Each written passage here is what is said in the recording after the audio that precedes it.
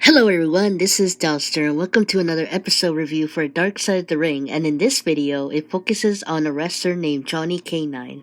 I don't recall anything about this episode, so I'll go over it first and share my thoughts at the end. Johnny K-9's real name was Ion Croitoru, and he grew up in an abusive home. An example would be around Christmas time, where Johnny's dad got very drunk one day and beat up his wife, Johnny, and the rest of his siblings. This all happened when Johnny was 5 years old. He was very scared at that moment, and so he hid under the bed, grabbing the metal things from down under in order to avoid getting hit by a broom. Scott Demore, who was a wrestler back in the day, met Johnny in Chatham, Ontario, at a show where Johnny was facing Ricky Bolton. They soon became close friends from there, but Scott did feel intimidated by Johnny because of his character. Johnny was very loud and eccentric whenever he went to the ring, such as making his eyes look as if they were about to pop out of his sockets, or having blood on his forehead. In the 1980s, Johnny became a jobber in the wrestling industry and would cross his arms like an X. In an old clip from the episode, Johnny said that he got the name Johnny K-9 when he got arrested for an assault charge he had received while working at a bar. The police then put him at the back of a paddy wagon, and as they were driving, Johnny saw a dog car written K9 and decided to use it as his ring name. Johnny K9 was a vicious heel in the ring, but outside of it, he had a violent life, which we'll get back to in a little bit. After his time in WWF, Johnny goes to wrestle for the independent circuit such as ICW. He then met his wife Tracy in 1993 at a bar in Hamilton, Ontario, where she worked as an exotic dancer at the time. When Johnny walked into the bar one day, the crowd focused their attention on him, which got Tracy interested in. Tracy said in the episode that Johnny was a funny prankster kind of guy. One example would be when Johnny was naked and went to the door while getting his pizza, and as he did, the pizza delivery man tried not to look at Johnny. In another incident, his friend Scott had been paid less at a wrestling show than what he was supposed to be paid for, causing an angry Johnny to go to the promoter and grab him by the throat as the promoter was held 18 inches off the ground. Johnny was threatening the promoter and wanted him to pay Scott the full amount. The promoter was so scared that Scott said in the episode that it was most likely that the promoter never promoted him and Johnny ever again because of this situation. In a music event, Johnny asked a band if he could play the drums, which he did and was said to be very good at it, but was unable to sing well as the people in the background can be heard laughing hysterically. When Johnny went to Smoky Valley Wrestling, Jim Cornette was impressed by Johnny's look and the tattoo that he had on his stomach, which said, "True to the Crew." Jim wanted Johnny to be a heel, so he changed Johnny's name to Bruiser Bedlam. Johnny then pulled up to the ring wearing a tank top and driving a Jeep.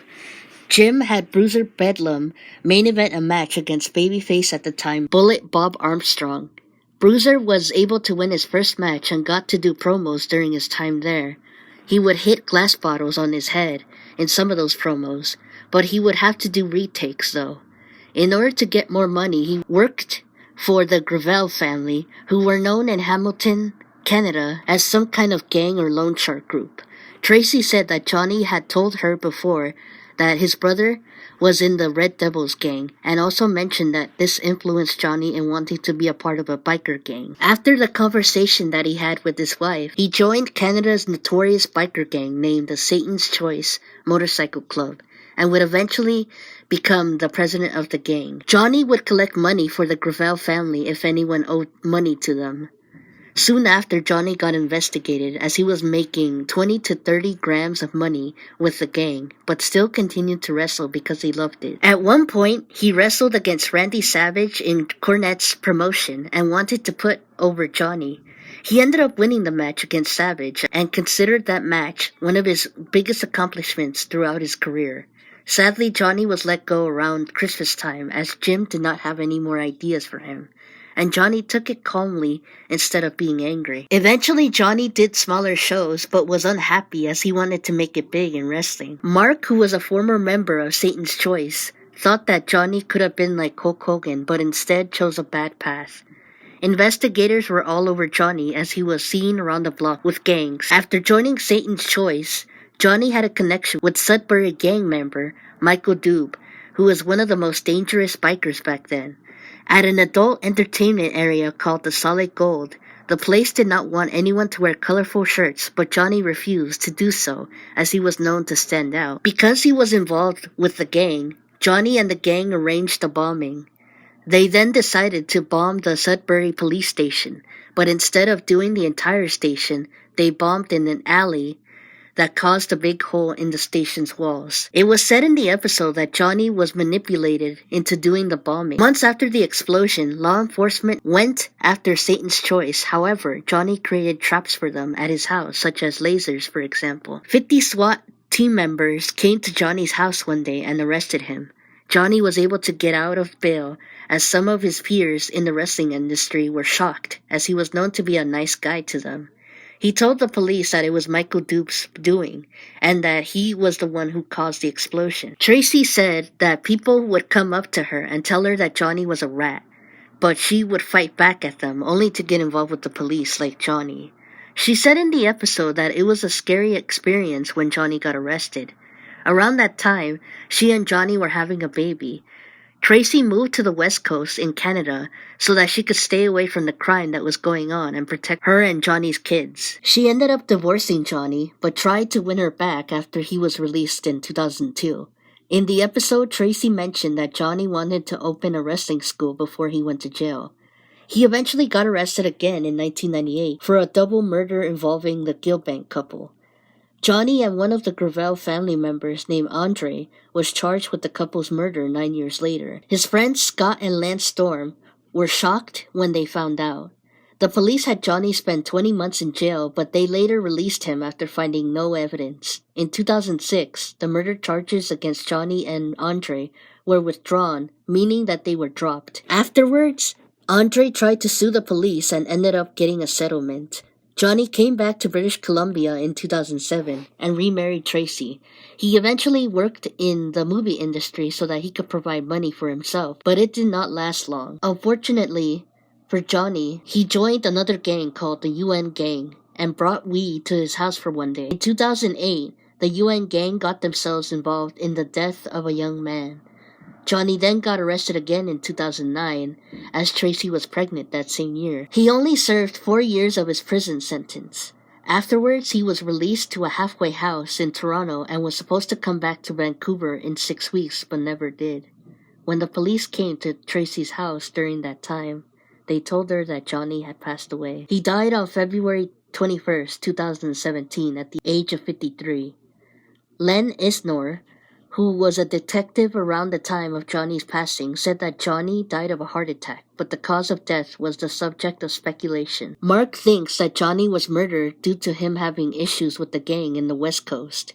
Tracy thinks that Johnny got maced by the prison guards and that he had his lungs scraped. Detectives thought that Johnny was dangerous, but Tracy said in the episode that Johnny just hung out with the wrong people. The people he worked with in wrestling all said in the episode that Johnny was a really nice guy, but do not believe that he was capable of killing people. Even Johnny at one point did Chris Jericho's chores while living with him at Jericho's house in order to show appreciation. At the end of the episode, Lance was very emotional while talking about Johnny's death. Interviewers for this episode are Chris Jericho, Jim Cornette, Tracy Edwards, widow of Johnny K-9, Scott D'Amore, Executive Vice President for TNA Wrestling, Lance Storm, Bill Dunphy, retired journalist, Len Isnor, retired Detective Staff Sergeant and Ontario Provincial Police, and Mark Carlos, former member of Satan's Choice. Some facts about Johnny K-9 is that his real name was Ion William Croitoru, and he was born on December 7th, 1963, a month late since it's January as of this video. He lived in Hamilton, Ontario, Canada, and had 3 children. Ion had Romanian parents and exercised at a gym called Bad Boys when he was a teenager. He claimed that he played junior hockey for the Kitchener Rangers in the Ontario Hockey League. A journalist named Paul Legal said that Ion only played for a while. However, there is no record of Ion ever playing in the hockey team. At one point, Ion was a weightlifter and once bench pressed 625 pounds. Surprisingly, Ion was a bouncer at a Hamilton bar and was recruited into wrestling by another wrestler who was at Ion's bar one day. Ion trained with Nick DiCarlo and Victor Rositani Sr. before debuting in 1984 at Stampede Wrestling. Bruce Hart gave Ion a ring name called Orhan Turkidon, the Terrible Turk, but only for a short while once Ion left Stampede Wrestling. In Canada, he was in the Grand Prix Wrestling promotion and the Superstars of Wrestling. Once he went to the US in 1985, he went to the American Wrestling Association, AWA. That same year in 1985, he joined World Wrestling Federation, WWF, now WWE, as Johnny K-9. Johnny's signature moves in WWF were flying headbutt and the stomach claw.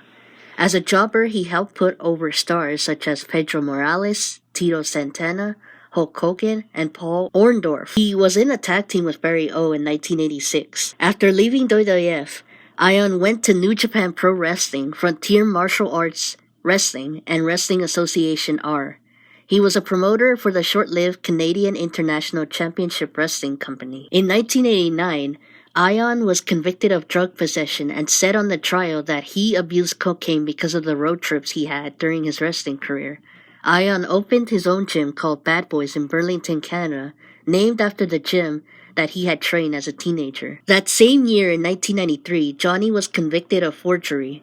After he left Smoky Mountain Wrestling, Johnny went to Midwest Territorial Wrestling with a new name called Taras Boba. Johnny returned to WWF in a dark match, but did not get rehired in 1995. After that, Johnny wrestled in Insane Championship Wrestling and WCW World Championship Wrestling for a short period of time. He wrestled his last match on June 6, 2013 against Panama Wasp and won. While he was in Satan's Choice Motorcycle Club, he sold illegal steroids and was able to recruit people into joining the gang because of him being a wrestler. Children of the Gilbanks couple went on a television show for W5 in March of 2007 and said that there was police corruption against Johnny and one of the Gravel family members. He was a bodyguard for Jack Nicholson and Cyndi Lauper. During his last years, Johnny found out that his last name, Croitoru, was spelled with a K in Romania. While he was in AWA, Johnny won the AWA Southern Heavyweight Championship title for only one time. In Border City Wrestling, Johnny was the BCW Can-Am Heavyweight Champion, but only once. When he was in ICW and Midwest Territorial Wrestling, he also won the heavyweight titles only once per each promotion. Only in Smoky Mountain Wrestling did Johnny not win a heavyweight title, but he did win the SMW Beat the Champ Television Championship title one time. I give this episode an 8 out of 10 as it was an interesting rewatch, as I forgot about it when watching it the first time. I've never heard of Johnny K-9 until watching Dark Side of the Ring, which I think is the whole point of this show. Ion was a troubled person due to his childhood, causing him to join these gangs. When I was young, I remember in 5th grade, some of my classmates thought that joining gangs was cool as they listened to rap and tried to dress like gangsters. Once I got to high school, the gang uprising was really bad as one day, 2 gang members came to my high school and beat the crap out of a guy who was also involved with the gang. I'm not sure which gang he was in, but the school went on lockdown. There were other people who were in gangs, and from what I heard, some of them come from broken homes, such as Johnny K-9. Pretty sad what happened to Johnny K-9, as he and his brother probably felt a sense of belonging when they were in these gangs. The gangster life is never easy, though. Anyway, that's all I have for today. Thank you guys for watching, and I'll see you guys in the next video. Comment, like, or subscribe if you want to. And take care of yourself and everyone around you, as well as your mental health, and I'll try to do the same too. Bye guys.